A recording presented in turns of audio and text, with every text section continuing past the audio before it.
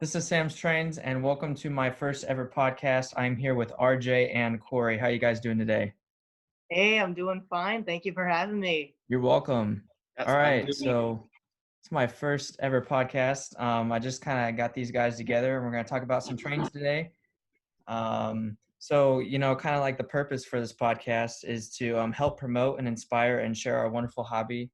And my goals, I hope to record the history of our wonderful hobby and share our stories together, and possibly inspire those who aren't sure or are looking for some help along the way.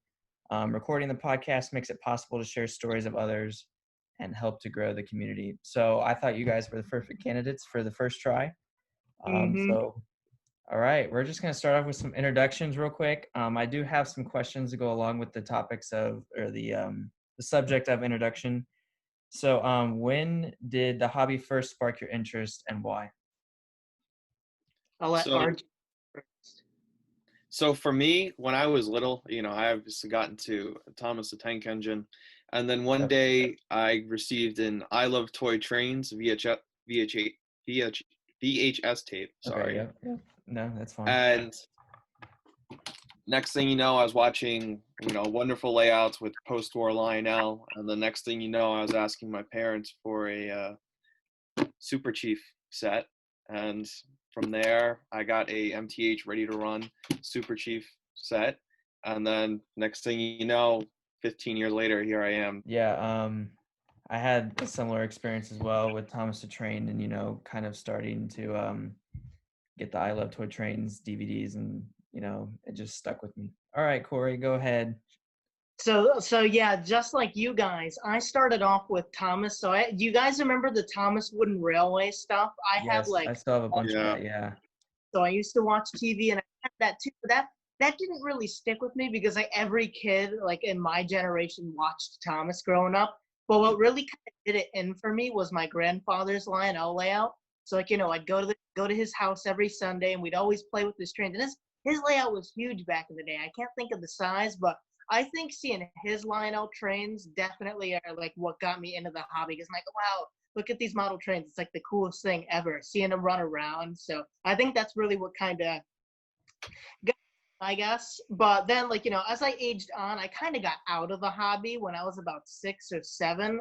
So, like, I got into so many other things like Star Wars, like all the other like type of stuff kids go through. But probably 2017, we unboxed his Lionels from the attic because we were moving to a different space. Like, oh yeah, I remember these things. So Yeah. I put it out on the floor, and then a year later, um, this is like a new part of my basement. This wasn't here before. I'm like, oh, let's build a little train layout. What's the worst that can happen? So while we were building the layout, I put my fast track on the floor and I decided, oh, let me record my trains with my phone. And boom, that's the birth of RJ.Trains. That's really what got me going in because I'm like, wow, video making is so much fun.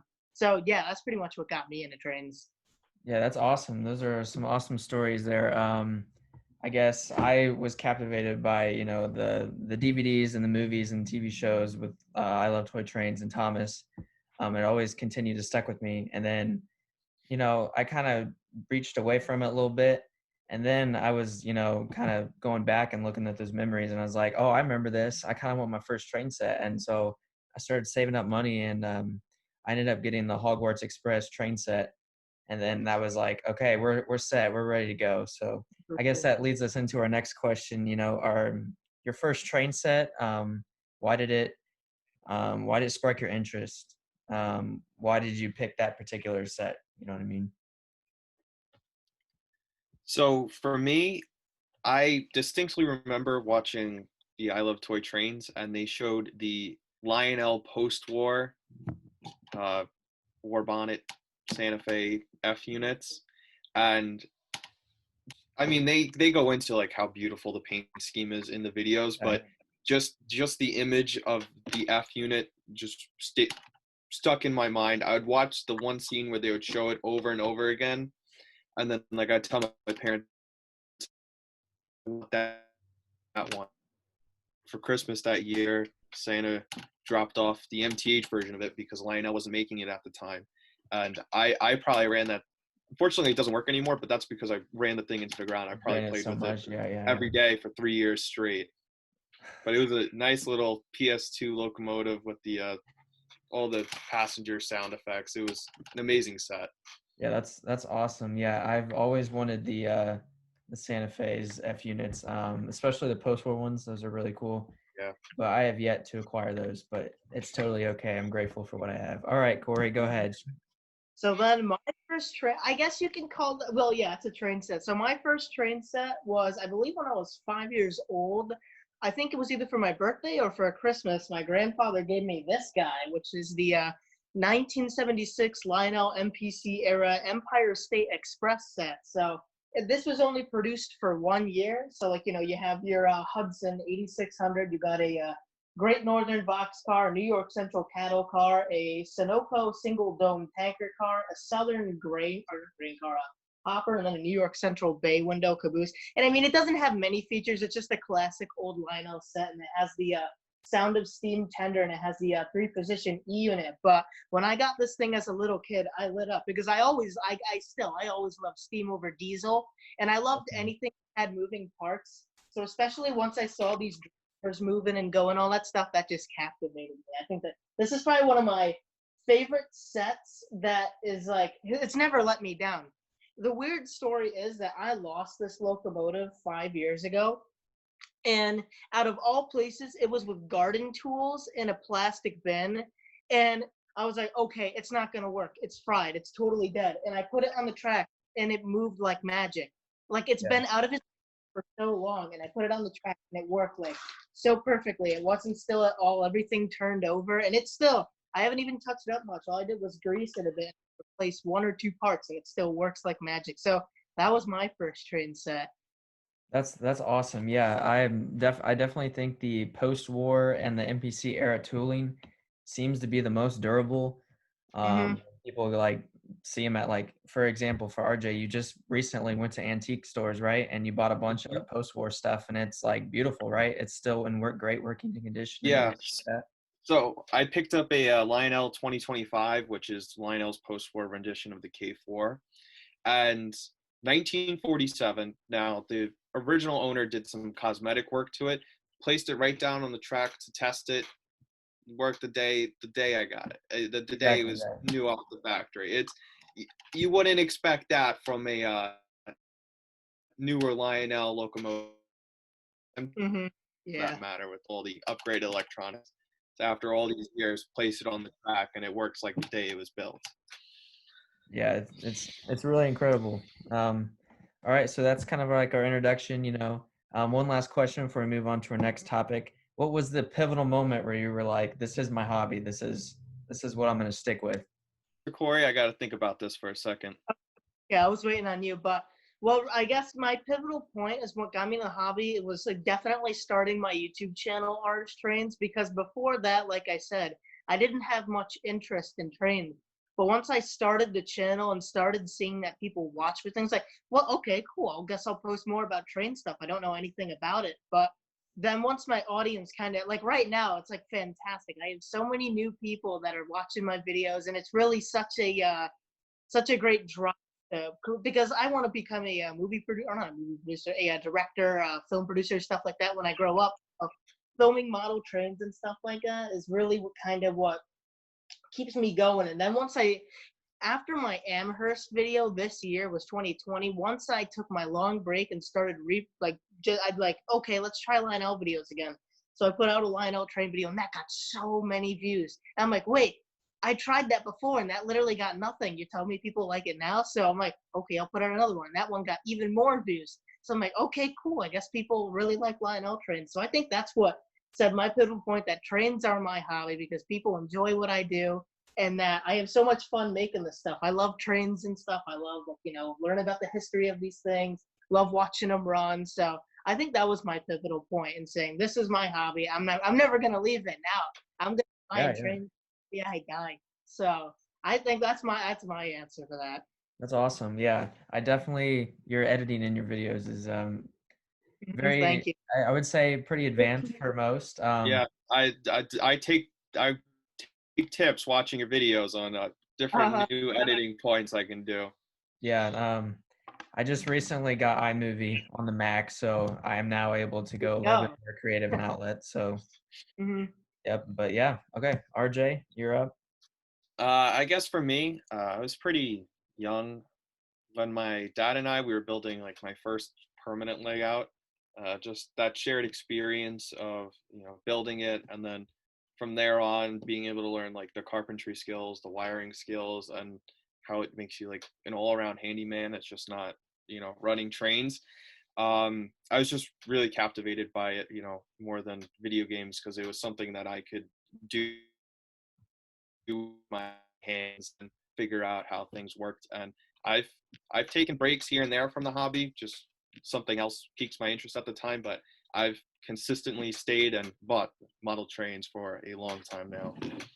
It's very exciting. Yeah, I would say, kind of like with the handyman thing, it's like I learned how to wire and I learned a little bit about electricity, a little bit like, trying to restore these and take them apart and stuff like that.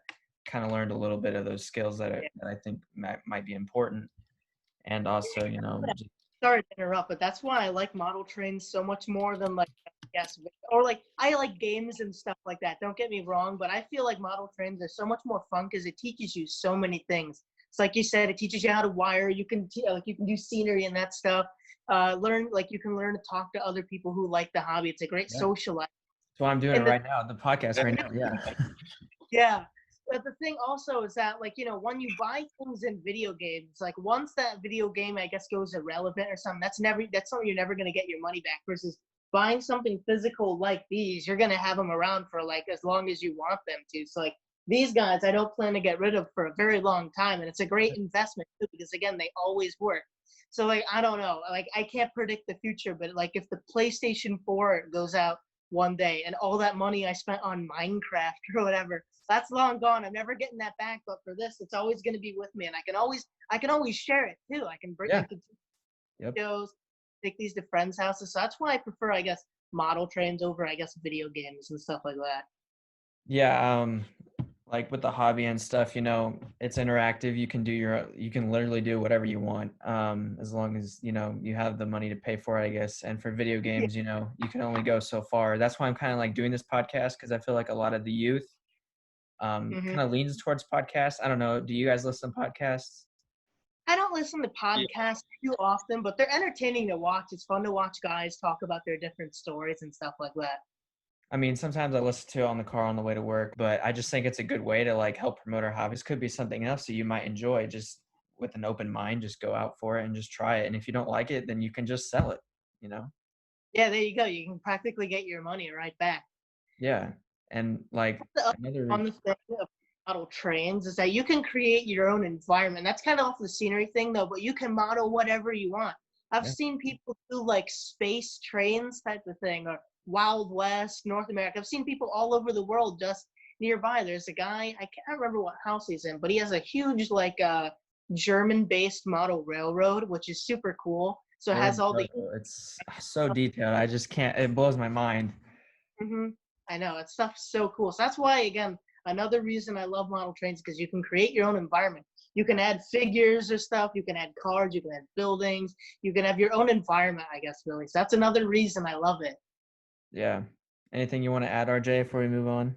yeah, no, just building your own little world. I mean, on my layout, I repainted, an old Lionel station to look like the station that's in my own hometown.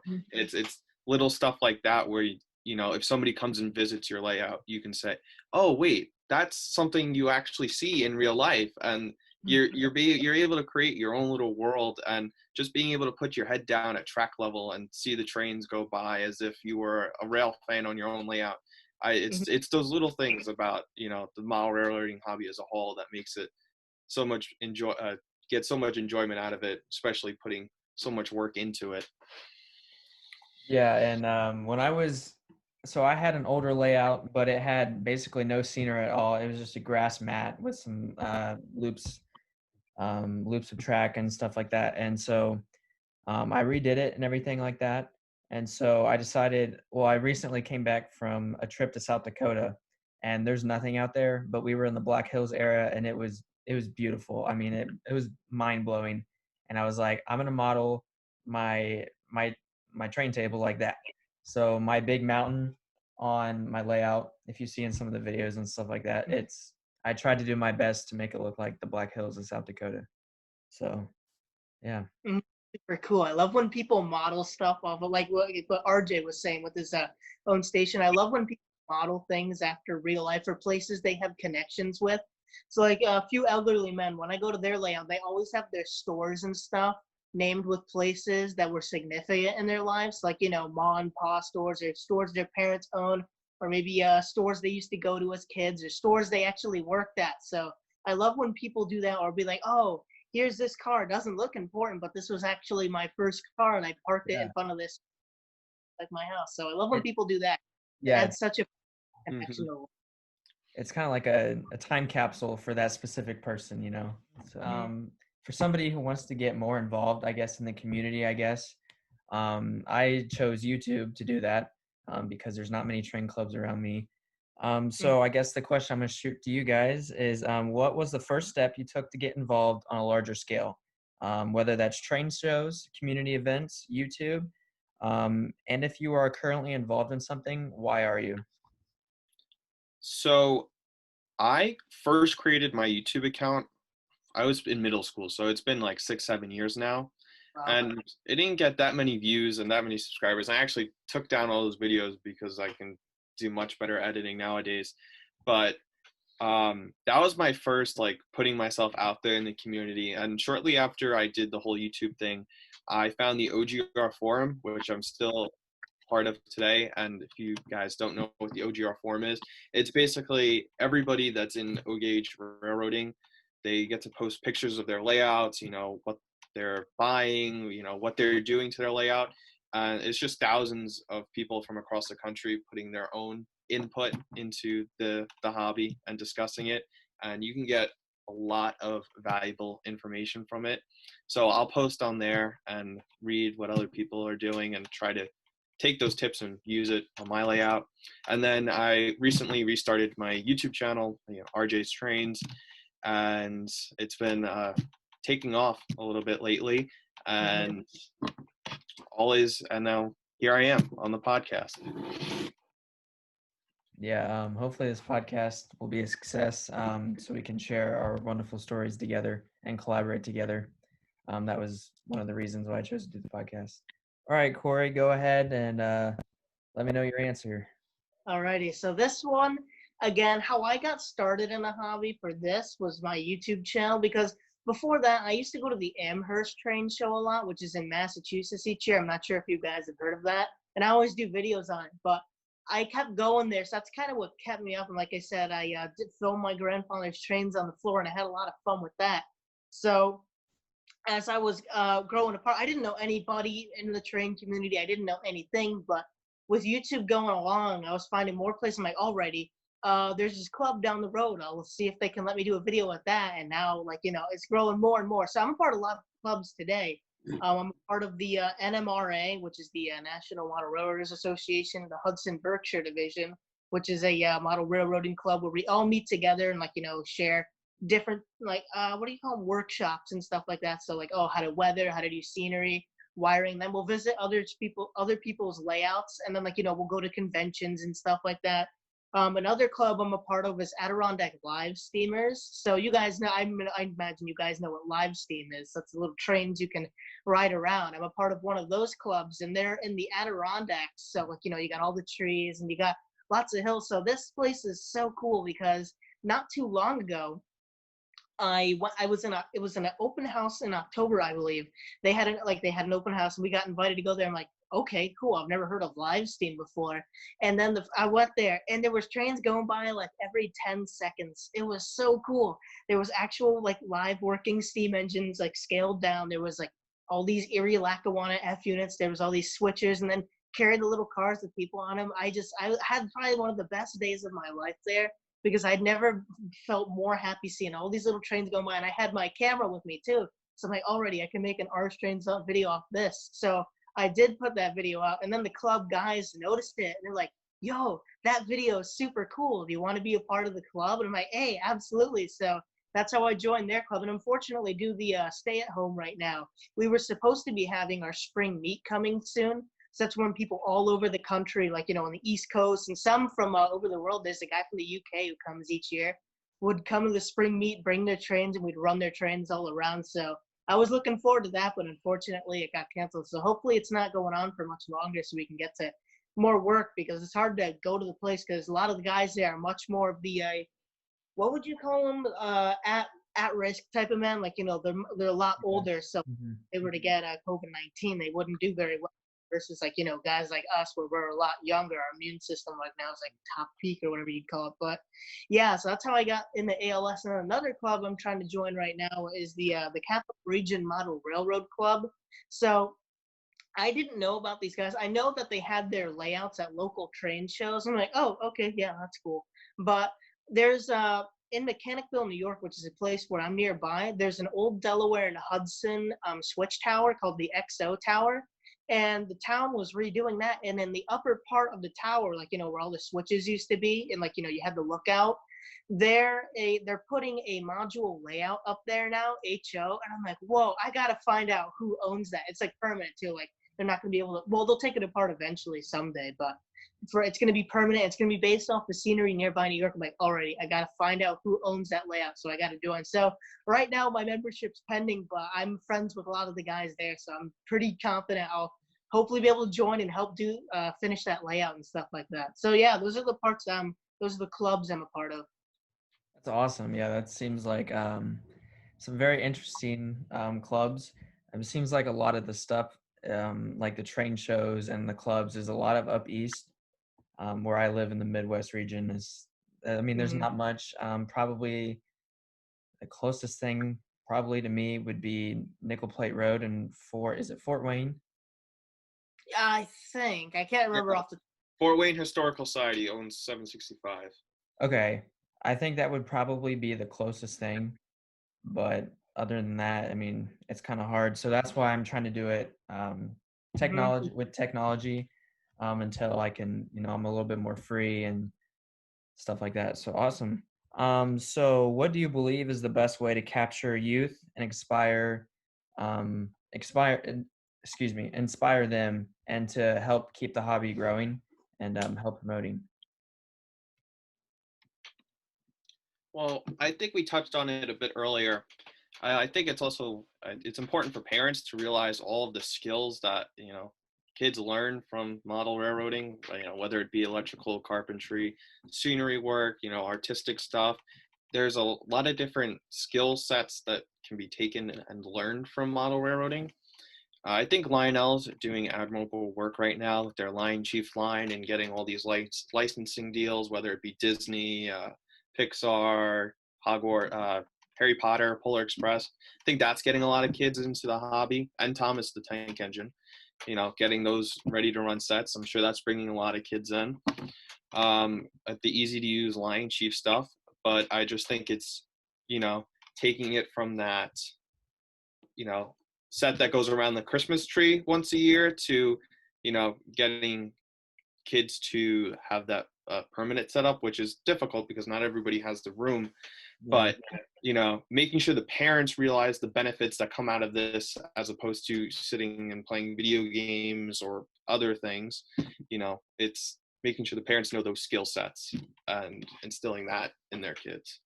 That's very well said. I like that answer a lot. All right, Corey, go ahead. What's your answer for this question? So that's a very tough question to answer, because really only the future can tell what it has. But what I think has really gotten kind of our generation and the future generation and actually train video games, because we don't have the opportunity to go climb in a locomotive and operate it versus train simulator. Like, the experience is right there. So many kids going in where like they don't like trains, but oh, cool, train simulator. What's that? I'll try it out. I'm like, ooh, that's cool. You're operating it. Or like, I'm not sure if you guys have heard of Trains with a Z at the end, that video game.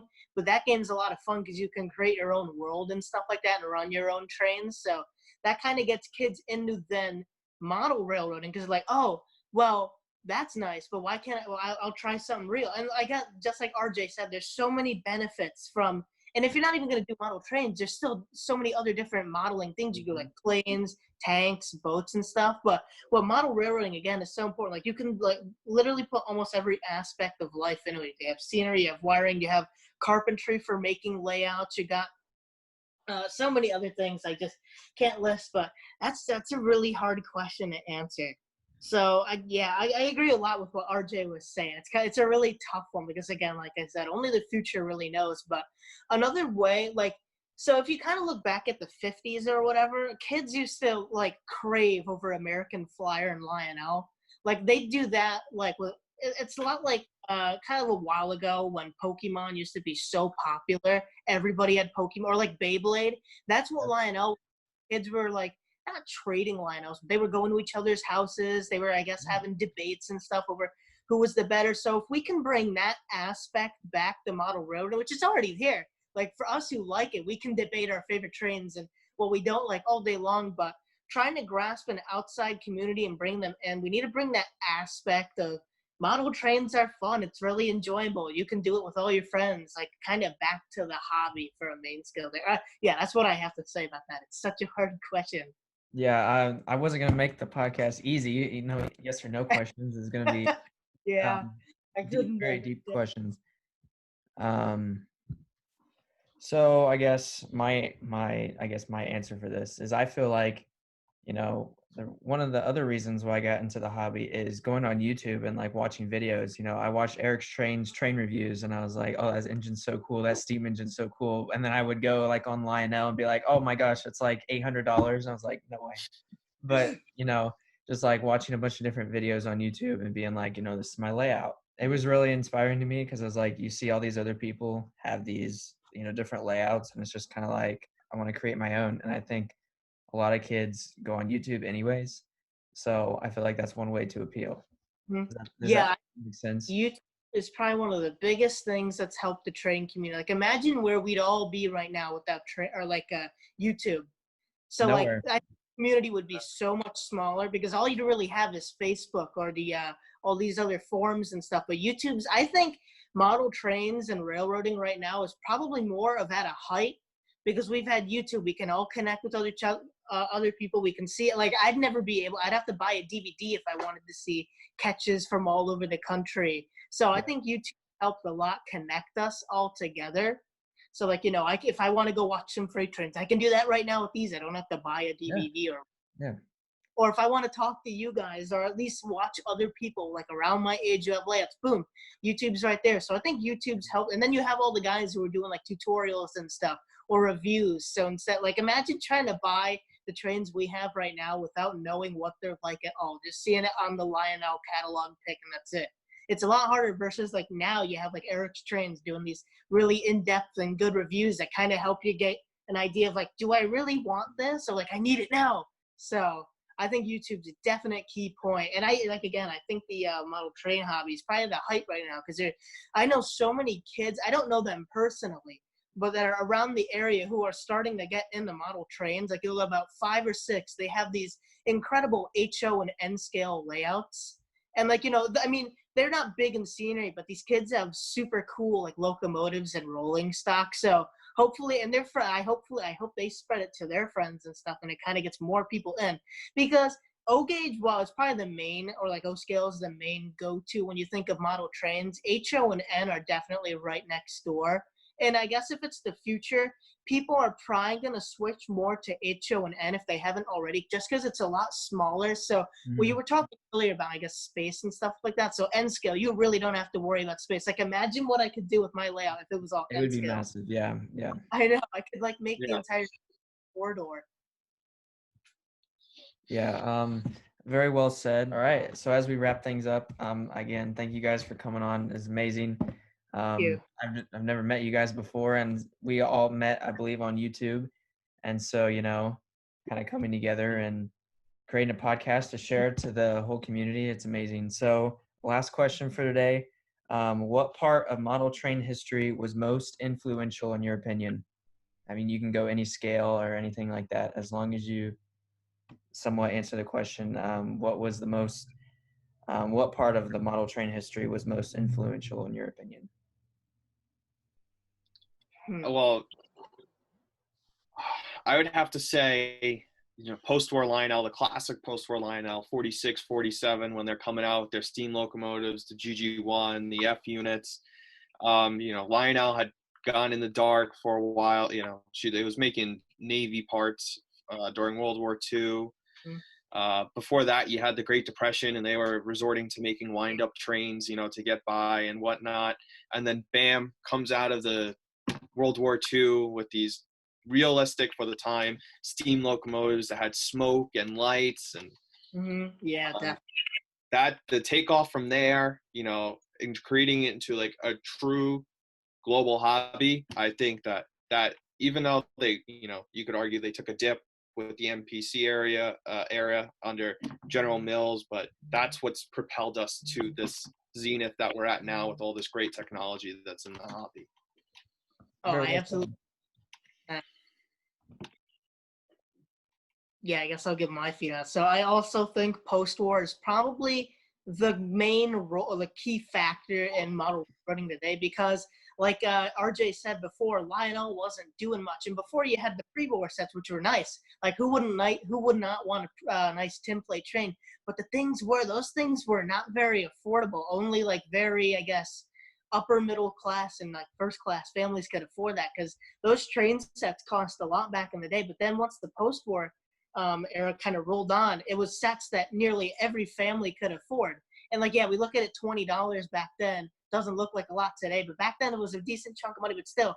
And then just like RJ said, there were so many new features. You had all the accessories, like, you had the barrel loaders, you had the automatic cars and stuff like that. You had the locomotives with all their features. And then Lionel, again, the F units are definitely, I think there's Lionel's most famous locomotive, besides probably like the Polar Express, maybe. But I think that definitely.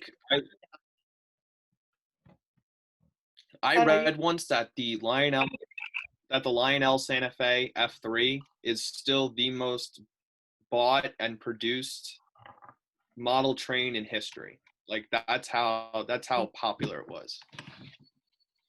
Yeah, I can easily see that. And how can it not be? I mean, those colors, it's all of its cool features, and it's so durable too. Like it won't die. So that's another great thing about those old Lionels, is that they will not quit. They won't die. So like, again, like this guy, he wouldn't die, but post-war will run forever as long as you know what you're doing. Versus like modern trains, I'll get into it much, because those like legacy or something, it's like something that you can't really do by yourself anymore. Besides simple part replacements, like if the computer, or if the board inside of it breaks and you got to send it back. So that's why I kind of like older Lionels a lot more, because all you got to do is take it off and you pretty much know how to do everything. But yeah, I think post-war Lionel is definitely what definitely caught everyone's attention and made what model trains are today. Very well said. Two very good questions, or very good answers, excuse me. I think my answer would be, well, I originally had for my answer post-war accessories, but I'm gonna change it, and I'm gonna say the post-war catalogs, because they were filled with so much color, so much illustration, and these kids' imaginations went crazy, and they were begging their parents to get one of these trains, because it was going over a bridge, and even today, I love to flip through them. I love watching the art and illustration. I love how they kind of simplified it a bit. So instead of making everything over detailed, they kind of made it simple lines, but they made it so attractive. And they had the kid, like, on the cover with his dad pointing at the train or something like that. Versus today, all it really is like a picture of a model train off of a fancy camera on the front. That's nice and stuff, but I think old Lionel captured it so well. Because even like I said today, there's so much fun to flip through. It was very, very attention grabbing. It caught your eye as soon as you open the magazine. You're like, oh my gosh, that train's amazing. These little kids, they didn't have concepts of money at the time. So it was just like, oh my gosh, this is like dropped out of heaven. This is amazing. I want this. Yeah. Very good sales tactic. I don't remember correctly, but did Lionel actually hire like an artist to help like paint these like amazing sales ads and stuff like that? Yeah, I'm pretty sure that if they didn't have an in-house team, they definitely hired out someone to do all. I mean, they were paintings. They were they were actual pieces of art. Mhm. That's the other thing too. There was some I'm not sure, craftsmanship in there as well. So Yeah. Mhm. all right. Well, thank you guys for coming on the first ever Thank podcast. Um, I don't know. I'm just super excited to get this out to the O Gauge world and to all the model train world out there. So thank you guys for watching. I hope you you. enjoyed the podcast. And anything else you guys want to say? Again, thank you for having me on. It's been a fun opportunity to talk to you both. It's awesome learning other people's stories because, like before this, it doesn't feel like you know many other people in the hobby. But then once you get connected and stuff, you realize how many people are out there that share the same passion as like so many other people. So thank you guys for having me on. It's been a pleasure talking with you both. Yeah, you're welcome. Same goes to you and you guys. Yeah, I think we're around the same age and we kind of just all hit it off and made for a really good podcast. So anything you want to say, RJ, before we sign off? Just thank you, Sam, for starting this. It seems like it's going to be a really great thing. And check out all of our channels. I'm sure Sam Yes. will put our channel links in the description, just so we can all interact with everybody else in the hobby, so we can create a real community here on YouTube. Yes, And I will stay definitely safe, do that. Yes. All right. Well, thank you for watching, guys. I hope you enjoyed the first ever podcast and stay tuned for others on my YouTube channel. You made it to the end of the podcast. Again, thank you very much. It means a lot. I will link RJ and Corey's YouTube channels in the description when I post this on my YouTube page. Um, Hope you guys enjoyed. You kind of learned something from everybody, kind of learned everybody's story. In the comments below, let me know what you thought about the podcast. What are some of your favorite parts and stuff like that. Also, if you are interested in sharing your story, let me know in the comments below, and I'll do my best. Other than that, thank you guys for watching. Stick around. I do have some other videos coming out soon. Again, thank you for making it all the way through the podcast. And kind of learning about these guys' stories and stuff like that. So, other than that, stay tuned. I'll see you guys next time.